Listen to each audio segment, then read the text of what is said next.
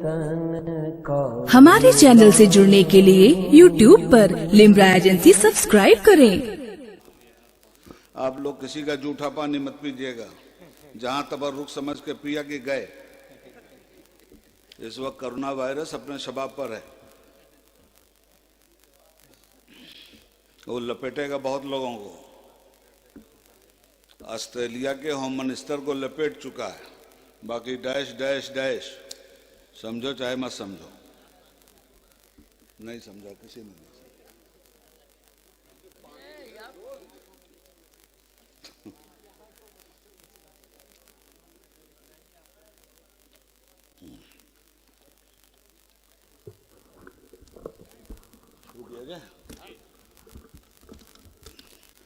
अस्सलामु अलैकुम वरहमतुल्लाहि वबरकातुहू।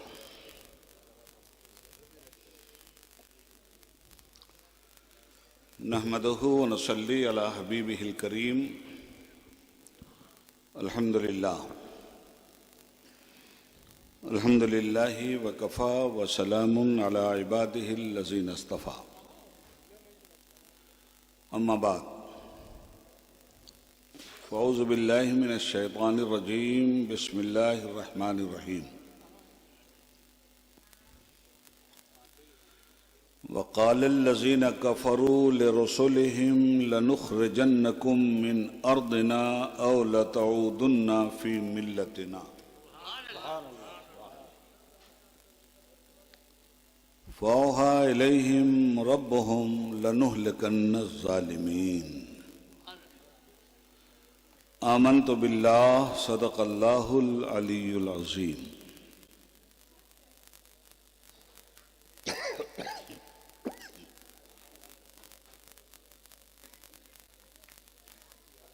दरूद पाक पढ़िए। अल्लाहुम्मा सल्लि अला सय्यिदिना व मौलाना मुहम्मद व बारिक सल्लल्लाहु तआला अलैहि वसल्लम। मोहतरम उलमाए किराम, मुअज़्ज़ज़ बरादरान इस्लाम,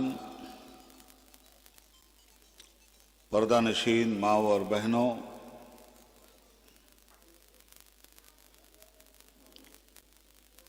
दीनी और इस्लामी भाइयों,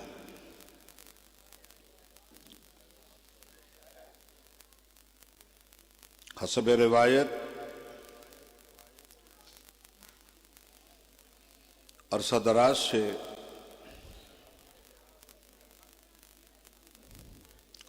इस अज़ीमुश्शान इदारे की तालीमी खिदमात के एतराफ़ में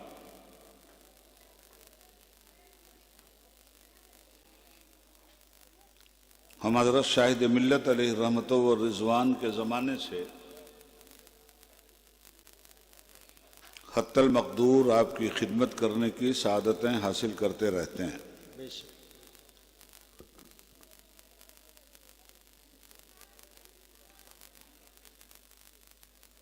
और इंशाअल्लाह आइंदा भी ये सिलसिला बशर्ते सेहत व सलामती जारी रहेगा इंशाअल्लाह।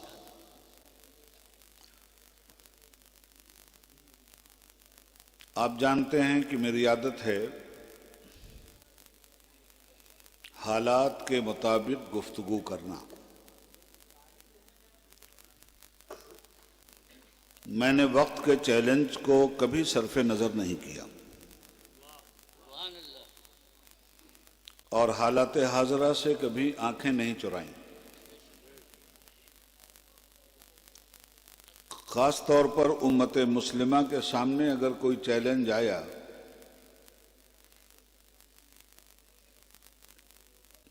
तो उस चैलेंज का मैंने मर्दानगी के साथ इस्तकबाल किया है। बेशक। और आज भी मैं ये कहता हूं, 2 दिन पहले 71 साल का हो जाने के बाद कह रहा हूं, माशाअल्लाह, कि जरा बढ़कर कोई मंसूर को आवाज दे देना।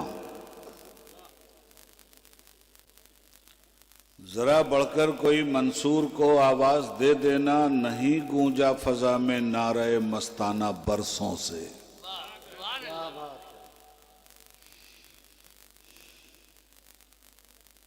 मोहतरम सामीन, कम वक्त में ज्यादा बातें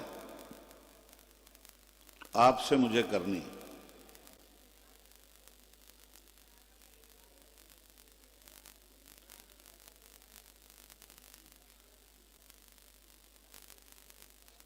हमारे मुल्क में इस वक्त 3 तरह की बीमारियां फैली हुई हैं।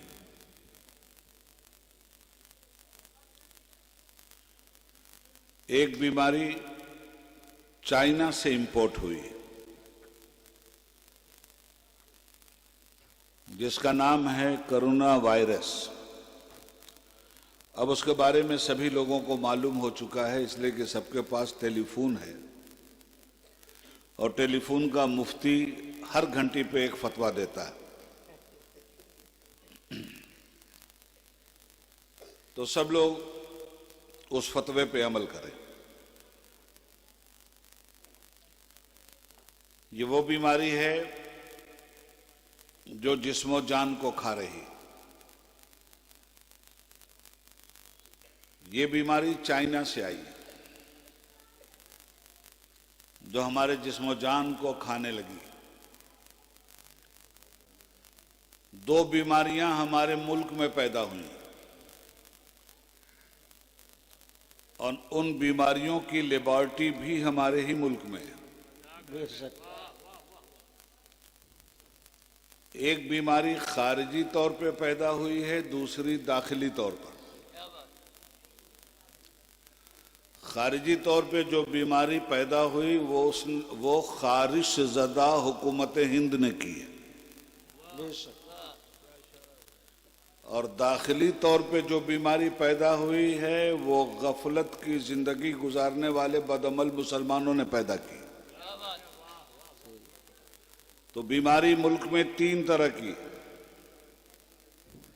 एक आई है चाइना से, जो हमारी जान खाना चाहती। एक बीमारी मुसलमानों ने आमाल बद की पैदा की है, जो हमारे आमाल खा जाना चाहती। और तीसरी बीमारी नालायक हुकूमत ने पैदा की है, जो हमारा ईमान खा जाना चाहती। बेशक। हुकूमत हिंद की लेबॉर्टरी में जो बीमारी पैदा हुई,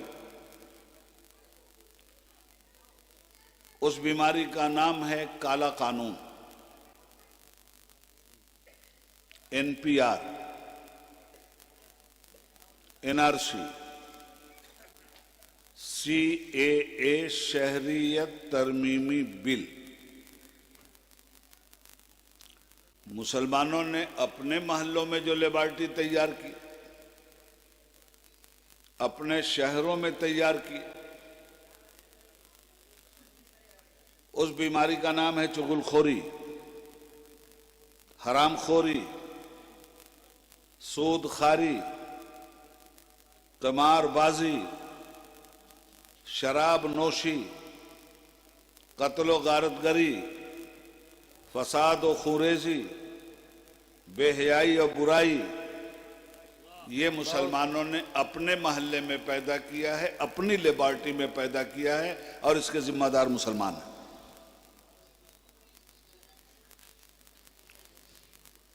चाइना से आई बीमारी, हम चाइना को गुनहगार नहीं कह सकते, इसलिए कि ये वायरस है, फैल गया, कहीं से भी आ सकता है, कहीं भी जा सकता है, डॉक्टर साहब बता सकते हैं।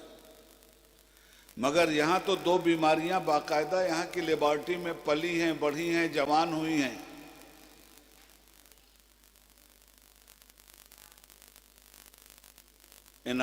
NPR, NRC और CA, ये गवर्नमेंट की तरफ से आई हुई वबा है। जहालत, हसद, जलन, शराब, झगड़ा, लड़ाई, कत्ल गारतगरी, चोरी, अय्याशी, बदमाशी,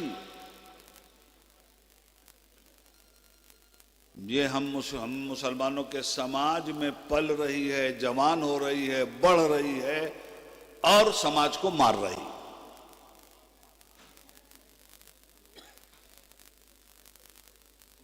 तो पहले हम जायजा ले लें हुकूमत की तरफ से आई हुई वबा का। 1 अप्रैल से NPR लागू होने जा रहा है। आप सभी को मालूम है, कच्ची पक्की खबरें सबके पास है। क्या होगा, क्या नहीं होगा, हम मुल्क में रह पाएंगे, नहीं रह पाएंगे, वोटर रह पाएंगे, नहीं रह पाएंगे, कारोबार कर पाएंगे, नहीं कर पाएंगे, घर हमारा रहेगा या घर छीन लिया जाएगा, वगैरह होगा। बहुत सारे कंफ्यूजन। अब देहातों में तो यहां तक बातें हो रही हैं, हमारे गैर मुस्लिम भाइयों में, उनको जो समझाया गया वो बोलते हैं कि देखो भाई, ये फलाने का घर है, ये ढिकाने का घर है, ये लोग जब मुल्क से निकाल दिए जाएंगे तो ये घर तुम ले लेना, ये तुम ले ला, ये खेत तुम ले लेना, ये बाग तुम्हारे बाप का है, ले लेना। हाँ? किसके बाप में हिम्मत है जो हमें निकाल दे? हमारी आईडी मांगी जाती है। 15 अगस्त को जिस लाल किले पर बंडलबाज बोलता है, वही तो है हमारी आईडी। क्या बात है। आगरा का ताजमहल अमेरिका के जिस शैतान को दिखलाने तुम ले गए थे, वही तो है हमारा आधार कार्ड। हिंद को नाज है जिस पे वो निशानी हम हैं, ताज और लाल किला के यहाँ बानी हम हैं। बेशक। हिंदुस्तान की इज्जत का सूरज जर्रे जर्रे में हमारी मुशक्कतों के पसीने से चमक रहा है।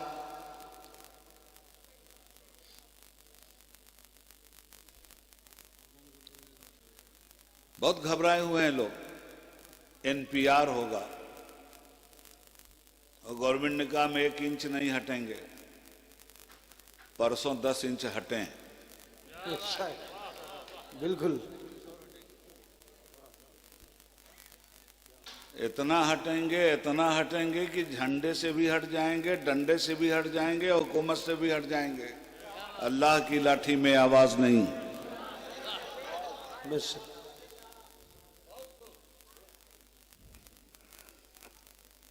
देखो, NPR, नेशनल पॉपुलेशन रजिस्टर, इसका मतलब है कि हिंदुस्तान के अवाम की जो जनसंख्या है, इसकी गिनती का एक रजिस्टर तैयार हो रहा है, जिसके जरिए पता चलेगा कि मुल्क में इतने लोग हैं, इतनी जुबानें हैं, इतने कारोबार हैं, इतने जाहिल हैं, इतने आलिम हैं। नेशनल पॉपुलेशन रजिस्टर में ये सारी चीजें आएंगी, इसलिए कि जो कुछ आपसे पूछा जाएगा, पहले तो कहा जा रहा था कि हम कागज मांगेंगे, याद होगा आपको। 90 दिन से ज्यादा हो गया है, मैंने हर जलसा छोड़कर अपने आप को आपके लिए रोड पे रखा है, और हिंदुस्तान का कोई सूबा ऐसा नहीं है जिस सूबे की जमीन को उबैदुल्लाह आजमी के पैरों ने रौंद के न रख दिया हो। शुरू में हमें धमकाया गया कागज देना होगा, वो भी बाप का कागज, दादा का कागज, परदादा का कागज। 1991 से पहले की खितौनी, यानी वो कुछ जो मांगा जा रहा है, जिसको इकट्ठा करना अच्छे अच्छे की बस की बात नहीं। बेशक। अरे भाई 10-20 साल की चीजें हैं तो चलो माना ठीक है। जब लोग हॉस्पिटलों में पैदा होते हैं तब का तो बर्थ सर्टिफिकेट मांगो, अच्छी बात।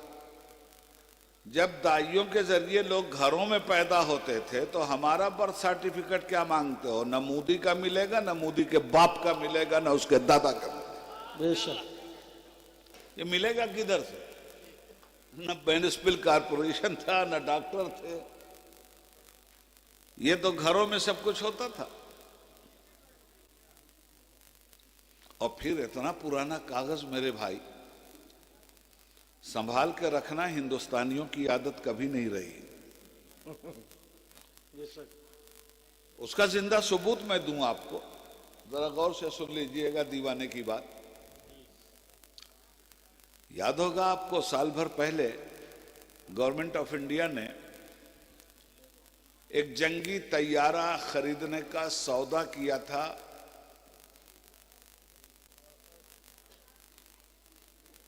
कितनी अच्छी याददाश्त। राफेल फ्रांस के जरिए ये सौदा हुआ। ये और बात है कि 500 करोड़ का तैयारा 1500 करोड़ में खरीदा गया और गवर्नमेंट ऑफ इंडिया ने 1000 करोड़ के हिसाब से जो लागत बनती है 32,000 करोड़ अंबानी की जेब में डाल दिया। खैर इन लोगों का रिश्ता होगा आपस में, तो फलाने फलाने मौसेरे भाई, ये तो होता ही है। हो गया, शोर मचा, पूरे मुल्क में तूफान मचा कि साहब सौदेबाजी में घपलेबाजी हुई है। हमारे देश के मुखिया कहते हैं खाऊंगा न खाने दूंगा। लोगों ने इसका मतलब ही नहीं समझा। मतलब हम समझा देते हैं। वो कहते हैं खाऊंगा नहीं खाने दूंगा।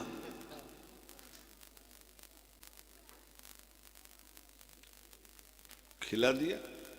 शोर जब बहुत मचा और मुल्क की अदालत उज़्मा को भी यह महसूस हुआ कि इसके पेपर चेक करने की जरूरत है, तो गवर्नमेंट ऑफ इंडिया से राफेल के पेपर तलब कर लिए गए। सुप्रीम कोर्ट में जाकर गवर्नमेंट ने जवाब दिया कि मिलॉर्ड, रक्षा मंत्रालय में, डिफेंस मिनिस्ट्री में लोहे के लाकर में स्टील का जबरदस्त ताला लगाकर पेपर रखे गए थे 6 महीना पहले, और हुजूर अब जाके देखते हैं तो पेपर ही गायब हो गए। अरे बेईमानो, तुम रक्षा मंत्रालय का 6 महीने का पेपर नहीं संभाल सकते और इस जनता से 100 साल का पेपर मांग रहे हो, शर्म नहीं आती? बेशक। देखो हम तो बातें तर्क संगत करते हैं, और रेल जेल तो हमारा मुकद्दर हमेशा से रहा है, कम से कम 1984 से तो रहा है।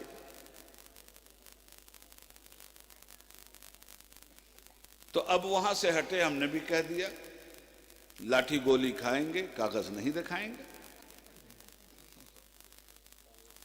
जब समझ गए कि वाकई ये लाठी खा सकते हैं, गोली खा सकते हैं, बोली नहीं बदल सकते हैं, तब 1 इंच पीछे हटे और प्रकाश जावड़ेकर को लेकर के आए टीवी पर। तो उन्होंने कहा साहब हम कागज नहीं मांगेंगे, एनपीआर में कोई कागज नहीं मांगा जाएगा, अधिकारी आपके पास जाएंगे, ये सवालात हैं, आप उनका जवाब दे दीजिएगा, जो चाहिएगा जवाब दीजिएगा, जितना नहीं चाहिएगा नहीं दीजिएगा, हम आपसे कोई कागज नहीं मांगेंगे और कर्मचारी अधिकारी आपसे सवाल करके चले जाएंगे। यही ना सुना है आप लोगों ने कि कुछ और सुना है? और यही होने वाला है ना जी। वो जो होने वाला है वो तो वो करेंगे, मगर जो आपको करना है आप अभी सुनेंगे। वो जो करेंगे वो आप नहीं करेंगे, और वो जो करेंगे वो आप भी करेंगे, तो कल आप भी फंसेंगे। फिर आप ये नहीं कहेंगे कि हमें बतलाया क्यों नहीं था। बात साफ सीधी है।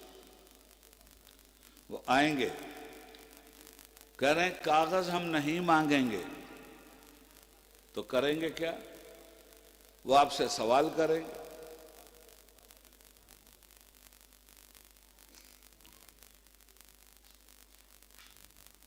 मोदी जी, आप होंगे फर्जी डिग्री वाले, हम नहीं हैं। आपकी डिग्री पे बहस हो रही है, असली है कि नकली। हमारी डिग्री पे आप बहस नहीं करवा सकते। अशरफिया से भी निकाल के दिखला देंगे और मुस्लिम यूनिवर्सिटी अलीगढ़ से भी निकाल के दिखला देंगे। हमें समझा रहे हो कि कागज मत दिखाओ, आप जो कहोगे मान लेंगे, तो हम जो कहेंगे वो महफूज आप कहां करेंगे? एक कागज तो आप लाएंगे ना, 20-22 सवालात हमसे होंगे, तो कागज पे वो सवालात लिखे होंगे ना। आप जब टिक करेंगे तो वो कागज पे होंगे या आपकी पार्टी के झंडे पे लिखे जाएंगे? तो कागज तो बन गया भाई साहब। आप कागज दिखलाओ चाहे मत दिखलाओ, ठीक है, लिख के ले गए। 6 महीने तक ये काम चलेगा, 1 अप्रैल से लेकर 30 सितंबर तक। 6 महीने के बाद क्या प्लान था, क्या है? उसके बाद ऑफिसरान की नियुक्ति होगी, और नियुक्ति के बाद अफसरों को यह अख्तियार होगा कि जिसके पेपर पे चाहें, जिसके बयान पे चाहें डी लिख दें। डी का मतलब डाउटफुल। इनके हिंदुस्तानी होने में हमें शुभा है। तो जितनों के पेपर पे डी लिखा जाएगा वो छांट दिए जाएंगे। आसाम में यही हुआ। और कमाल है, हिंदुस्तान के पूर्व राष्ट्रपति फखरुद्दीन अली अहमद के घर के लोगों के पेपर पे डी लिख करके उन्हें घुसपैठिया घोषित कर दिया गया। 32 साल तक जिस हिंदू भाई ने फौज में नौकरी की थी, रिटायर हुआ था, उसे भी डी में लिखकर डिटेंशन कैंप पहुंचा दिया गया। मसला हिंदू मुसलमान का नहीं है, और ये लड़ाई भी हिंदू और मुसलमान की नहीं है, ये लड़ाई हिंदुस्तान के संविधान की है। इनका लाया हुआ पार्लियामेंट में ये काला कानून हिंदुस्तान के संविधान आर्टिकल 14, आर्टिकल 15 से सीधा टकराता है। हम जिस्म और जान की कुर्बानी तो दे सकते हैं, न हिंदुस्तान की कुर्बानी दे सकते, न हिंदुस्तान के संविधान की कुर्बानी दे सकते, और न अपने ईमान की कुर्बानी दे सकते। अब सुनिए, अब परसों एक नया पैंतरा बदला गया। हमारे ऐवान बाला राज्यसभा में देश के होम मिनिस्टर साहब का एक बयान आया कि हिंदुस्तान के किसी नागरिक को एनपीआर से घबराने की जरूरत नहीं है। आपसे सिंपल सवालात होंगे, जितना जवाब आप दे सकते हैं वो दीजिए, बकिया कोई जरूरी नहीं है कि आप सारी बातों ही का जवाब दीजिए। चलिए, यहां तक भी ठीक है। और ये जो भ्रम फैलाया जा रहा है कि जिन लोगों के पेपर पे डी लिख दिया जाएगा वो डाउटफुल हो जाएंगे, उन्हें हिंदुस्तान से बाहर निकाल दिया जाएगा, तो ये भ्रम फैलाना लोग बंद कर दें तो बेहतर है। हम श्योर करते हैं पार्लियामेंट के सभापटल पर कि किसी भी नागरिक के पेपर पर डी नहीं लिखा जाएगा। 3 महीना पूरे हिंदुस्तान में हम लोगों के शोर और एहतजाज का ये नतीजा परसों आया। बेशक शाहीन बाग में बैठी हुई हमारी बहनों के खून पसीने का नतीजा परसों थोड़ा सा आया, मगर वो भी संदेह के घेरे में है। वो मुसलमान जिन्हें न नमाज पढ़नी है, न रोजा रखना है, न हराम हलाल में तमीज रखना है, वो तो किसी तरह चाहे जानवर की बरदौली ही क्यों ना हो उसमें जीने की जगह चाहते हैं। मुसलमान रुखसत पे अमल चाहता है, अजीमत पे अमल नहीं चाहता। मुसलमान चाहता है कि किसी तरह कुछ करना ना पड़े और लड्डू भी पक्का मिल जाए, कोई मेहनत ना करनी पड़े, ना नमाज, ना रोजा, ना हज, ना ज़कात। 2-3 नारा लगा दो, नारे रिसालत, नारे तकबीर, नारे गौसिया, जन्नत अपने बाप की। यहां तो जन्नत नारों पे बांटी जा रही है। बंद कर दो मस्जिदों के दरवाजे, मत रखो रमजान शरीफ के रोजे, हाथ पैर चूम लो, 420 का तावीज लिखवा लो, जन्नत के लिए दुआ करवा लो, जन्नत तुम्हारे बाप की। बंद कीजिए खुदा के लिए ये कारोबार। करीब है यारो रोजे महशर, छुपेगा कुश्तों का खून क्यों कर, जो चुप रहेगी जुबान खंजर, लहू पुकारेगा आस्तीन का। रंग जब महशर में लाएगा तो उड़ जाएगा रंग, यूं न कहना सुर्खी खूने कतीला कुछ नहीं।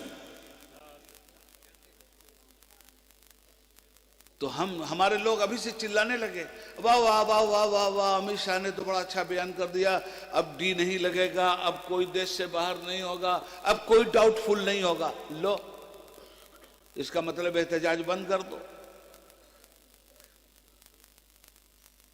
बेवकूफ मत बनिए। ये भी बेवकूफ बनाने का एक ड्रामा था जो परसों राज्यसभा में किया गया। किसी के नाम के आगे डी नहीं लगेगा।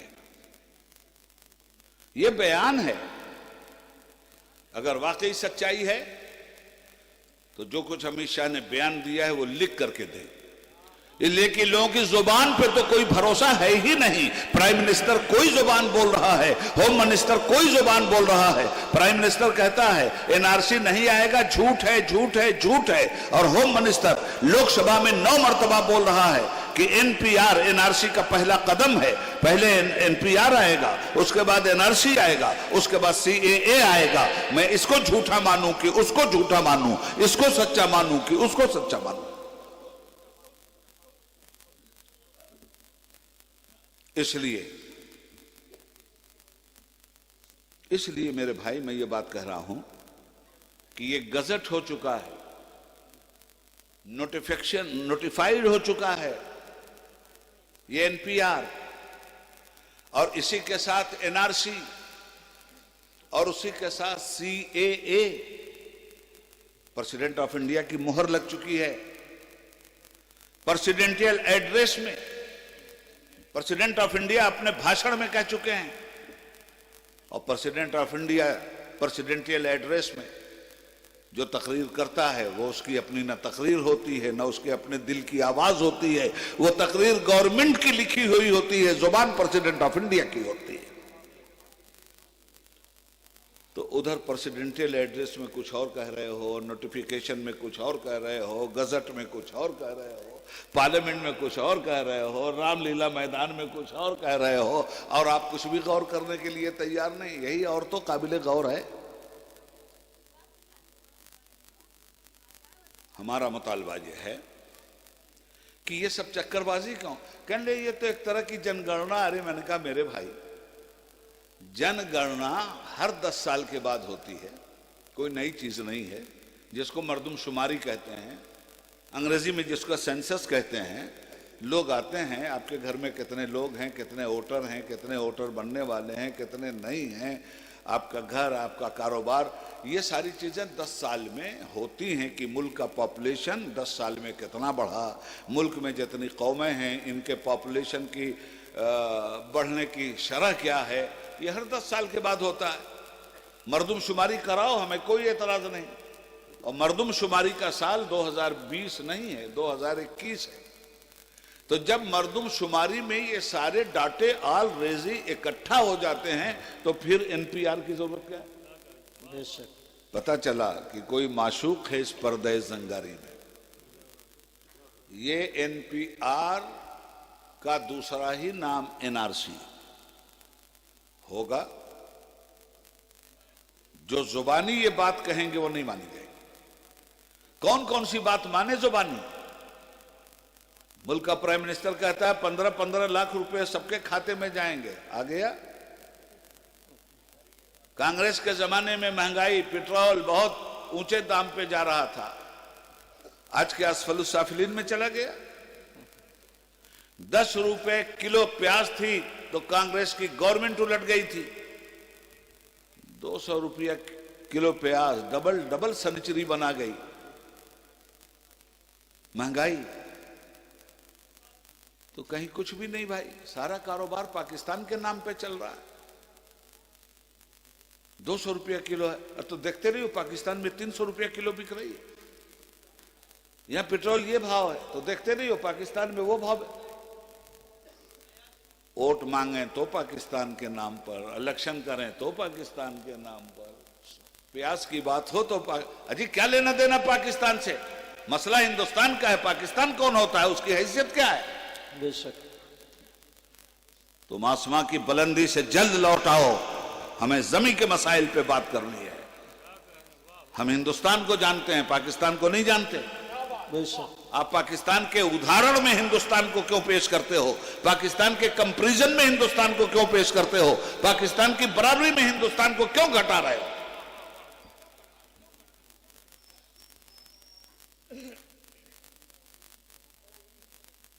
NPR हो गया, ये लिख के दे दें कि D नहीं लगेगा, मान लेंगे। हमारा कहना क्या है? पूरे मुल्क को क्यों भ्रमित कर दिया गया, क्यों परेशान कर दिया गया? सब पागल, सब जाहिल। मुसलमान रोड पर, दलित रोड पर, आदिवासी रोड पर, जंगल में रहने वाला आदमी रोड पर, हिंदू रोड पर, मुसलमान रोड पर, सिख रोड पर, ईसाई रोड पर, सबको पागल बना करके रख दिया है। ये सब क्या पागल है? सबको अपने फ्यूचर का खतरा है और आप खुद खतरे की घंटी हैं। अरे वो लोग क्या इस मुल्क को चलाएंगे जो ये कहते हैं कि बटन ऐसा दबाओ कि करंट शाहीन बाग में लगे? तुम करंट लगाने के लिए पैदा आए हो हुकूमत में, या लगे हुए करंट को खत्म करने के लिए आए हो तुम? जो लोग करंट लगा रहे हो इस देश को, उनके जरिए ये देश चलेगा? वतन सोने की चिड़िया है, इसे वो खाक कर देगा। वतन सोने की चिड़िया है, इसे वो खाक कर देगा। जमीने हिंद के हर जर्रे को नापाक कर देगा। गुजारिश है मेरी, इससे हुकूमत छीन लो, वरना लगाकर आग नफरत की सभी कुछ राख कर देगा। और कर दिया। अब NRC से बाहर जब हो गए हिंदू मुसलमान, तब क्या होगा? NRC नेशनल रजिस्टरशिप, साबित हुआ कि आप हिंदुस्तानी हैं तो आप NRC के अंदर, डाउटफुल हैं तो NRC के बाहर। अब हो गए आप NRC के बाहर। थोड़े लोग नहीं होंगे, इन्होंने जो शराइत रखी हैं, कम से कम 56% लोग होंगे NRC से बाहर। NRC से बाहर होने के बाद क्या होगा भाई साहब? NRC से बाहर होने के बाद 2-2, 4-4, 5-5 किलोमीटर जमीन घेर करके एक जेल बनाई जा रही है, जिसका नाम डिटेंशन सेंटर है। जो लोग विदेशी साबित होंगे, घुसपैठिए साबित होंगे, चाहे वो हिंदू हों कि मुसलमान हो, इनके रहने की वो जगह होगी। और अगर ये कहते हैं कि हम लोग अफवाह फैला रहे हैं, ऐसा नहीं है, तो ईमानदारी का 40वां हिस्सा भी इनके पास बतौर खैरात और ज़कात हो तो चले, हर कौम को लेकर हम दिखलाते हैं जो डिटेंशन सेंटर इन्होंने बनाया। और मैं कहता हूं कि जब किसी की नागरिकता छीनी ही नहीं जाएगी, तुम ये कहते हो, तो फिर डिटेंशन सेंटर बना किसके लिए रहे? क्या बात? जरूरत क्या थी इसकी? अब कहते हैं साहब CAA तो नागरिकता देने के लिए, लेने के लिए थोड़ी है। चलिए ये भी मान लिया, तो किसको देने के लिए? बाहर से आए हुए नॉन मुस्लिम पीड़ितों को देने के लिए, जो विदेशी हैं और नॉन मुस्लिम हैं, उन्हें भारत की नागरिकता CAA के तहत दी जाएगी। चलिए ठीक है, वो भी अच्छा है, दीजिए, हमें कोई एतराज नहीं। मगर मजहब की बुनियाद पर ये नागरिकता क्यों दे रहे हैं? भारत ने तो कभी मजहब की बुनियाद पर किसी के साथ भेदभाव भारत का संविधान करता ही नहीं है। आपने मुसलमानों को क्यों बाहर कर दिया? ये मुसलमानों को CAA के कानून के तहत भारत की नागरिकता देने में बाहर करना, यही देश के संविधान के सम्मान की गर्दन पर दहशतगर्दी की लाठी मारना है। और इसी का हम विरोध कर रहे हैं। इसी के लिए शाहीन बाग में बैठी हैं औरतें, इसी के लिए पूरे इंडिया में शाहीन बाग बना हुआ है। औरतें क्यों बैठ गई? भाई, एक आजाद और जमहूरी और डेमोक्रेटिक मुल्क में अवाम का हक है कि वो हुकूमत से सवाल करे।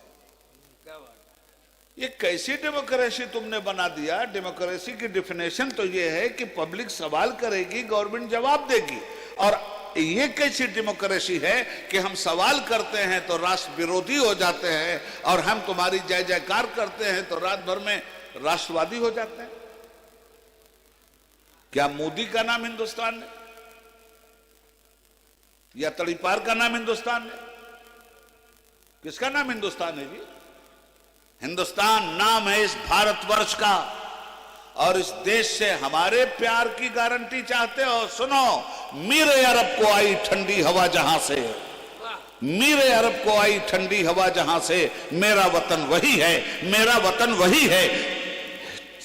चिश्ती ने जिस चमन में वहदत का गीत गाया, मेरा वतन वही है, मेरा वतन वही है। इसलिए अब क्या होगा? जब गैर मुल्की लोग करार दे दिए जाएंगे, करोड़ों लोग, तब क्या होगा? अब दो चीजें सामने आ रही हैं। एक तो है डिटेंशन सेंटर, जाइए भेड़ बकरी की तरह रहिए, वोट देने का अधिकार खत्म, बैंक बैलेंस खत्म, घर दुआर खत्म, खेती बाड़ी खत्म, कारोबार खत्म, तिहाड़ी मजदूर, रोजाना अंदर से निकलिए, बाहर आके जूता साफ कीजिए, 2 वक्त की रोटी पाइए, फिर अंदर चले जाइए। इसलिए मैं कहता हूं, घर घर से निकलो। बहुत पहले अल्लामा इकबाल ने कहा था, निकलकर खानकाहों से अदा कर रस्म शब्बीरी, मगर शब्बीर का नाम तो लिया जा रहा है, खानकाहों से निकलने के मामले में खुसुर पुसुर हो रही, मदरसों से निकलने के बारे में खुसुर पुसुर हो रही। बड़े फख्र से बयान किया जाता है, हमारे फला पीर ने आजादी की जंग में शहादत पाई, हमारे फला मौलाना फजल हक खैराबादी ने हिंदुस्तान की आजादी के लिए काला पानी में मौत की सजा पाई। बेशक पाई। उन पीरों को सलाम, उन खानकाहों को सलाम, उन मदरसों को सलाम, उन आलिमों को सलाम जो मदरसों से निकले मुल्क की आजादी के लिए, जो खानकाहों से निकले अपने देश के तहफ्फुजात के लिए। क्या वो खानकाहें खत्म हो गई? क्या उन मदरसों पे ताले लग गए? ये सवाल अवाम कर रही है, याद रखिएगा। 1857 में 56,000 उलमाए इस्लाम ने हिंदुस्तान की आजादी के लिए अपनी जान की कुर्बानी दी थी। जालिम अंग्रेजों ने दरख्तों पे बात कर हमारे उलमा को फांसी दी थी। 1857 की आजादी हिंद की लड़ाई में सबसे बड़ा रोल अगर किसी ने प्ले किया था तो उनका नाम था उलमाए मिल्लत इस्लामिया हिंद। मगर अफसोस 2020 में हम मंजर से गायब हो गए। 2020 में मंजरनामे में हमारा चेहरा नजर नहीं आ रहा है। हम उन बहनों को सलाम करते हैं जिन बहनों ने ललकारा, मत निकलो मौलवियों अपने मदरसे से, मत निकलो खानकाहों से पीरो, तुम नहीं निकलोगे तो क्या इस्लामी हुर्रियत की मंजिल खत्म हो जाएगी? अस्मा और खूला की बेटियां जिंदा हैं, ये निकलेंगी। आयशा की बेटियां जिंदा हैं, ये निकलेंगी। फातिमा और जैनब की बेटियां जिंदा हैं, ये निकलेंगी। और फातिमा और जैनब सलामुल्लाह रहमतुल्लाह अलैहा की बेटियां शाहीन बाग में बैठकर ऐलान कर रही हैं कि अगर तुम जानमाज़ें लेके रोड पे नहीं निकलते हो तो मिल्लत इस्लामिया की बेटियां अपने आंचल को मुसल्ला बनाकर मैदानों में बैठ गई। बहुत खूब। जिंदाबाद जिंदाबाद। निकल कर खानकाहों से अदा कर रस्म शब्बीरी। सिर्फ इतना कहने से काम नहीं चलेगा कि खालिद कभी हाथों में अलम लेते हैं और तारिक कभी मौजों के कदम लेते हैं। हर दौर में उठते हैं यजीदी फितने, हर दौर में शब्बीर जन्म लेते हैं। कहां है इस दौर के शब्बीर? किधर है इस दौर के खालिद? कहां है इस दौर के कश्तियां जलाने वाले तारिक? हमसे उम्मीद थी हमारी अवाम को, हम अपनी अवाम के तराजू पे खरे नहीं उतरे।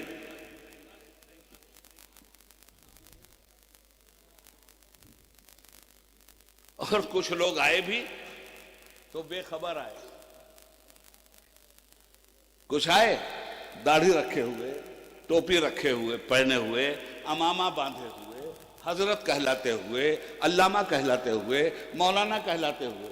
ऐसा आए कि न भारत का संविधान पढ़ा न भारत की नफ्सियात पढ़ा। बोलने लगे तो संविधान के खिलाफ जुबानें खुलने लगी। बोल तो हम भी रहे हैं, संविधान के अंदर गद बोल रहे हैं।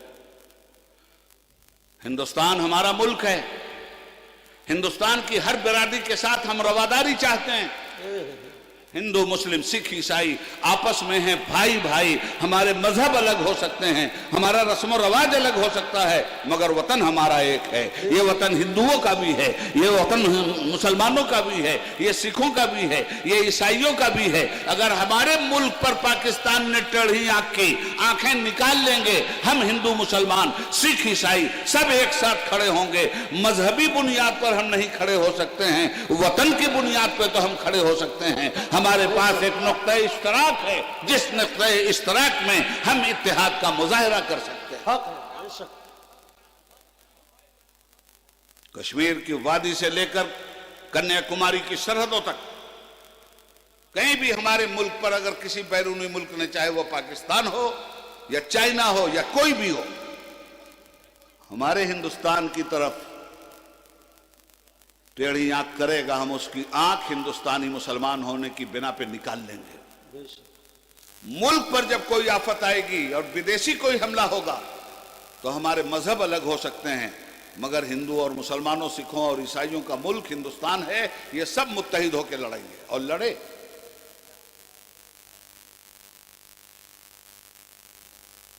दूसरा इत्तेहाद है मिल्ली इत्तेहाद।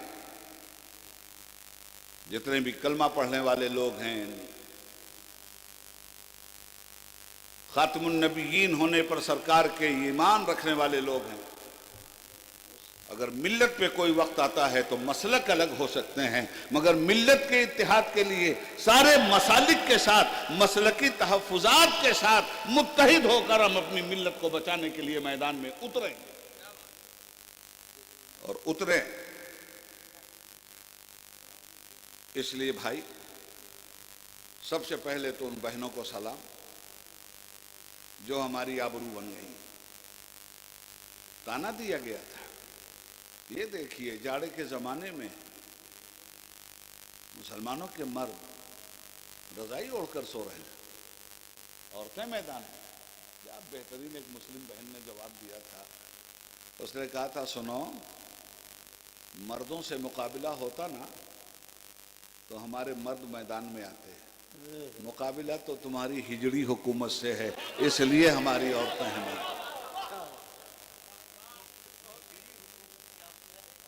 जी काफिया रदीफ खराब हो गया क्या? आजाद नज़म समझ लीजिए। हाँ हाँ, वो तो ऐसा है ना कि जिसको काफिया रदीफ आता भी हो या ना भी आता हो, वो शायरी कर दे अटांग पटांग तो लोग कहेंगे क्या टांग पटांग है, गालिब की जुबान में तो कहा ना हो, गालिब की जुबान में आजाद नज़म तो है ना भाई। खैर, तो अर्ज ये कर रहा हूं मेरे भाई, बस अब मेरे पास टाइम नहीं है, और नहीं, मेरी कोई गलती नहीं है, गलती मेरे भाइयों की है। और ये हमेशा गलती करते हैं। हमेशा कहता हूं शुरू में बुलवा दो, बाद में दूसरा काम करो, मगर यहां कबीरा की उल्टी बाणी, बरसे कंबल भीगे पानी। खैर जो भी हो, भाई है मेरे, मैं कर क्या सकता हूं, ये सब भाई है मेरे, इनसे तो हाथापाई भी नहीं कर सकता। देखिए, कोई जरूरी नहीं है कि रात भर तकरीर हो। जरूरत एक बात आखिरी कह के जा रहा हूं, क्योंकि मुझे अभी निकलना है और जाना है झारखंड। आखिरी बात ये कहना चाहता हूं कि 1 अप्रैल से ये सारा कारोबार शुरू हो रहा है।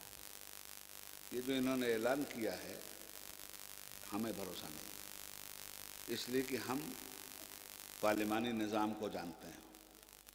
हम 18 साल तक पार्लियामेंट में रहे, किस बात की क्या अहमियत है, क्या हैसियत है, कितने दिन तक ये फुटबॉल मैदान में रुकेगा, हमें पता है। जो कुछ अमित शाह साहब ने कहा है वही लिख के दे दे। जब कह सकते हैं तो लिख भी सकते हैं भाई। आप लिख के दीजिए, हिंदुस्तानियों की बेचैनी दूर हो जाएगी। ये हिंदुस्तानी मुसलमानों की बेचैनी नहीं है, ये हिंदुस्तानियों की बेचैनी है।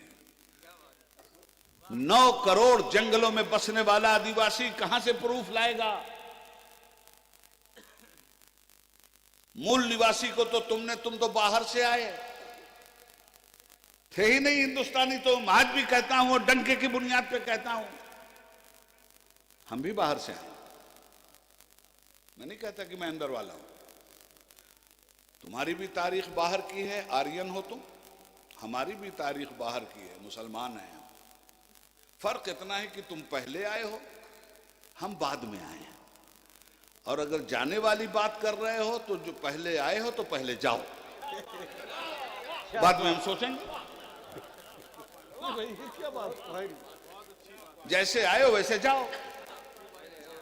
खैर, 2 बात याद रखो, चला बंदा।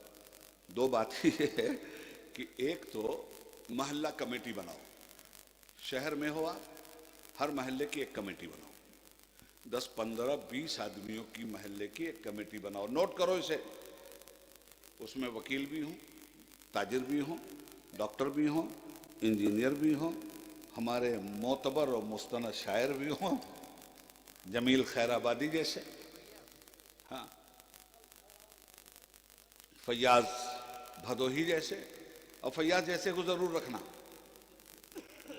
गेंडे के लिए शेर का होना जरूरी है, मुकाबला गेंडे से। समझ गए क्या? नहीं समझे तो तुमको खुदा समझे, जाओ मत समझे। खैर, कमेटी बनाया, एक मोहल्ला कमेटी। गांव है तो गांव कमेटी। कमेटी के लोगों का मोबाइल नंबर, नाम, इतने बड़े बड़े पेपर पे टाइप करो और टाइप करके मोहल्ले के हर घर वाले को दे दो कि दीवार पे चस्पा कर ले। जिस दिन 1 अप्रैल से लेकर 30 सितंबर तक के बीच में कोई सरकारी अधिकारी, कर्मचारी या ब्रह्मचारी आता हो आपके पास, जो ही घर में आए, अकेले में कोई जवाब हो आप मत देना। फौरन कमेटी वालों को फोन करो और पूरा मोहल्ला इकट्ठा हो जाए। और इकट्ठा होने के बाद ये कह दो कि भाई साहब भूख लगी है तो खाना खिला दें, आप हमारे मेहमान हो, प्यास लगी है पानी पिला दें, चाय की तलब हो चाय पिला दें। गुटखा खैनी बहुत चलती है मुल्क में, ये अफयून चाहिए तो वो भी दे दें। खाइए पीजिए जाइए, हम किसी बात का जवाब नहीं देंगे। याद रखिएगा, जवाब दिया, जरा हटो भाई, जवाब दिया कि फंसे। अभी 15 दिन है, अभी आपका नारा यही होगा, कोई जवाब नहीं देंगे, नो एनपीआर। नहीं मानते हम एनपीआर को।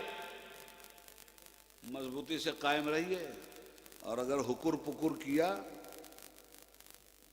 तो अंजाम भी हुकुर पुकुर ही होगा।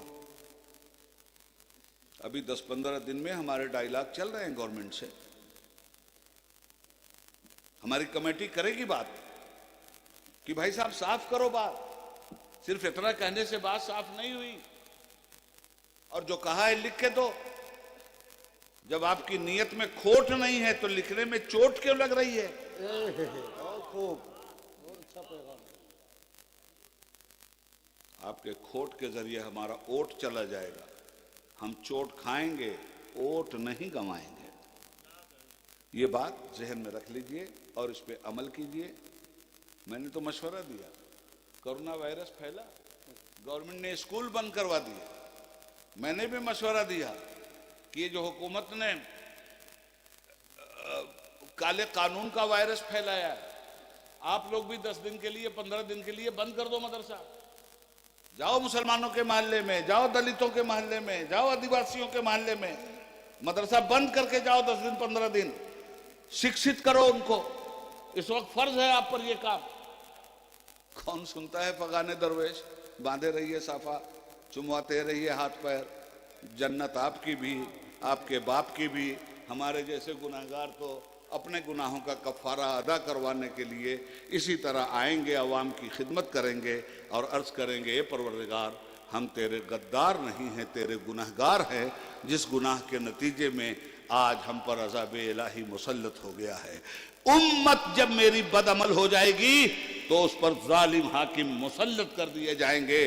जालिम हाकिमों का सिर्फ रोना मत रो, अपनी बदअमली का भी रोना रो। ये है वो बाहर की लिबर्टी का वायरस जो काले कानून की शक्ल में आपके सामने आया है। और आपने घर में अपने जिस वायरस को पाल रखा है, वो झूठ के वायरस को निकालिए अपने समाज से, शराब के वायरस को निकालिए अपने समाज से, सूद के वायरस को निकालिए अपने समाज से, हराम और हलाल में तमीज कीजिए।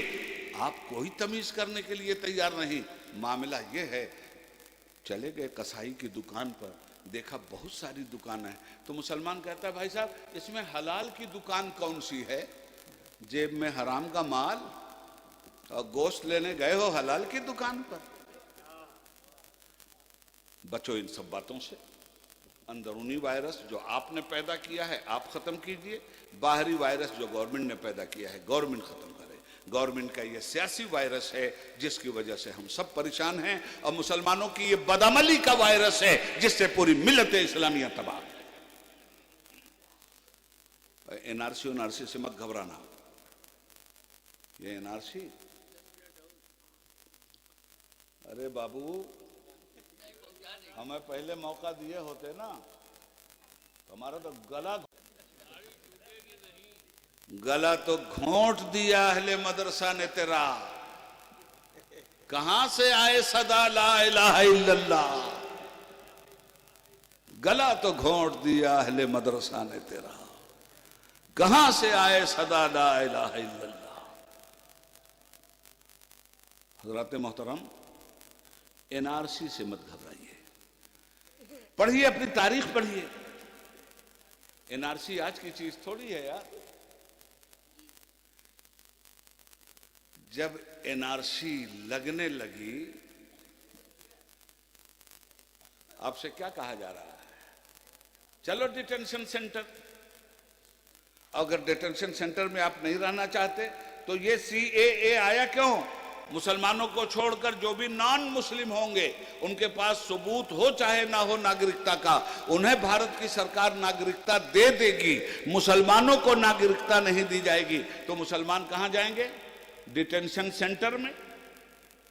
आपको बड़ी तकलीफ होगी तो गवर्नमेंट चुमकार के कहेगी एक रास्ता है भारत की नागरिकता लेने का। क्या है? धर्म परिवर्तन कर लो, इस्लाम छोड़ दो, तुम्हें भी मिल जाएगा। उन सब लोगों को मिला है जो इस्लाम में नहीं है। तुम्हारा तो जुर्म ही है कि तुम इस्लाम में हो। धर्म परिवर्तन कर लो, खुशी से भारत की नागरिकता ले लो। दो ही रास्ता है आपके पास, या डिटेंशन सेंटर या धर्म परिवर्तन। तय कर लीजिए क्या करना है। इसलिए ये लड़ाई जरूरी है, ये लड़नी पड़ेगी, और उलमा को, पीरों को निकल के लड़नी पड़ेगी। इसलिए कि मुस्लिम अवाम के लीडर पार्टियों में रहने वाले सियासी मुसलमान हरगिज नहीं हैं। मुस्लिम अवाम के अगर रहबर हैं तो पीराने इज़ाम हैं, उलमाए किराम।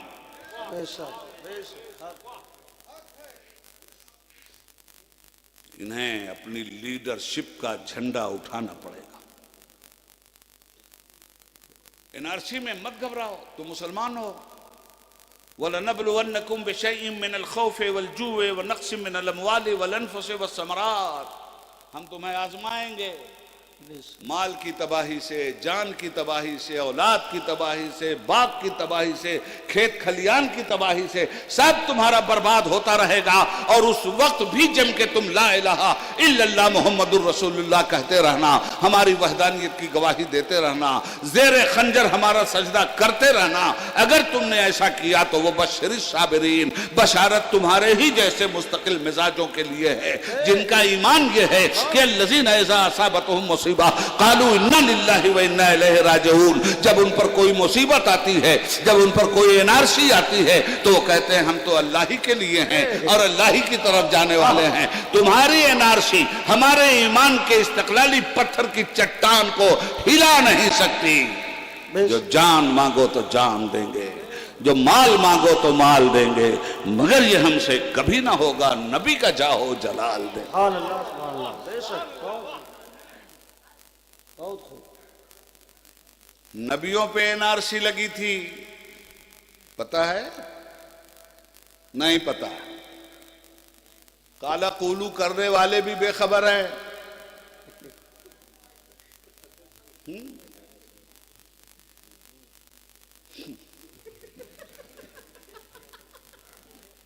सब बेखबर। अंबियाए किराम पे लगी थी एनआरसी, अंबियाए किराम पर। पढ़िए सूरह इब्राहिम, आयते करीमा पढ़ता हूं और शुरू ही में पढ़ दिया था। वक़ालल्लज़ीन कफ़रू लिरुसुलिहिम लनुख़रिजन्नकुम मिन अर्दिना, हमारे रसूलों से कहा मुनकिरीन हक ने, हमारे रसूलों से कहा इस्लाम के दुश्मन हुक्मरानों ने कि हम तुम्हें एनआरसी से बाहर कर देंगे, अपनी जमीन से निकाल देंगे। यही तो है एनआरसी। हमारे रसूलों से कहा था इस्लाम के दुश्मनों ने, लनुख़रिजन्नकुम मिन अर्दिना, हम निकाल देंगे अपनी जमीन से, एनआरसी से बाहर कर देंगे तुम्हें। और अगर रहना चाहते हो एनआरसी में, अगर रहना चाहते हो मेरी जमीन में, तो औ लतऊदुन्ना फी मिल्लतिना, तुम्हें धर्म परिवर्तन करना पड़ेगा। तुम धर्म परिवर्तन कर लो, रहो यार। रसूलों से कहा था इस्लाम के दुश्मन हुक्मरानों। बेशक। कौन कह रहा है? कुरान करीम कह रहा है। वक़ालल्लज़ीन कफ़रू लिरुसुलिहिम लनुख़रिजन्नकुम मिन अर्दिना औ लतऊदुन्न फी मिल्लतिना, हम जरूर निकालेंगे तुम्हें अपनी जमीन से अगर तुमने धर्म परिवर्तन नहीं किया। हिला दिया गया उनके ईमान को और वो मुस्तकिल मिजाजी से खड़े रहे कि तुम्हारी गोली का मुकाबला हमारी बोली करेगी, तुम्हारे खंजर का मुकाबला हमारे ईमान का सीना करेगा। आग तकबीर के सीनों में दबी रखते हैं, जिंदगी मिसले बिलाले हबशी रखते हैं। सुभान अल्लाह, सुभान अल्लाह, जिंदाबाद जिंदाबाद। क्या हुआ? डट गए अंबिया। किसी को आरे से चीर दिया गया, किसी की गर्दन काट के महबूबा के सामने रख दिया गया, किसी को वतन से निकाल दिया गया। मुनाजरा हुआ बादशाह से। बादशाह कहता था मैं बड़ा, इब्राहिम कहते थे मेरा रब बड़ा। वो कहता था सब बड़ा, इब्राहिम कहते थे रब बड़ा। सुभान अल्लाह। निकाले गए, परचमे शोले सुर्ख लहराया गया, नारे नमरूद भड़काई गई। जलाने के लिए जंगल से उसने की जमा लकड़ी, लगाई आग ऐसी जैसे कि दोज़ख भड़क उठी, तो फेंका उसमें इब्राहिम को। कुदरत खुदा की थी, उठाई आंख अपनी, जिस तरफ नमरूद ने देखी, चमन के पत्ते पत्ते पर खलीलुल्लाह लिखा था। सुभान अल्लाह। मुसलमान होने का दावा किया है आपने, ये इश्क नहीं आसान। बस इतना समझ लीजिए एक आग का दरिया है और डूब के जाना है। आइसक्रीम खा के मुसलमान रहिएगा।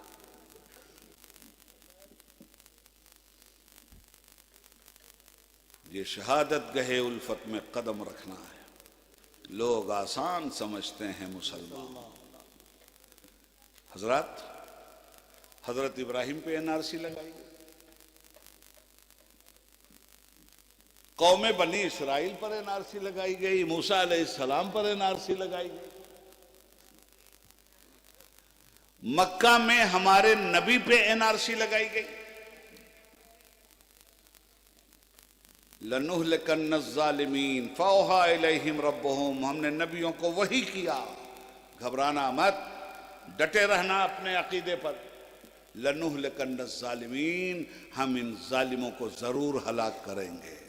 एनआरसी तो लगाया था नमरूद ने, लंगड़े मच्छर ने काम मुकम्मल कर दिया। बेशक एनआरसी लगाया था फिरौन ने, दरियाए नील ने बड़े प्यार से घोंट लिया। अब मुस्तफा पे एनआरसी लगी मक्का में। मुस्तफा अपना कलमा तौहीद छोड़िए, वन्ना लनुखरिजन्नकुम मिन अर्दिना या औ लतऊदुन्न फी मिल्लतिना, या हमारे साथ रहिए या अपना दीन छोड़िए, वरना हम जमीन से निकाल देंगे, एनआरसी लगा देंगे। हुजूर ने ना अपना दीन छोड़ा, न उनके साथ रहने के लिए तैयार हुए। आलाए कलमतुल हक बुलंद होता रहा, उन्होंने एनआरसी लगा दी।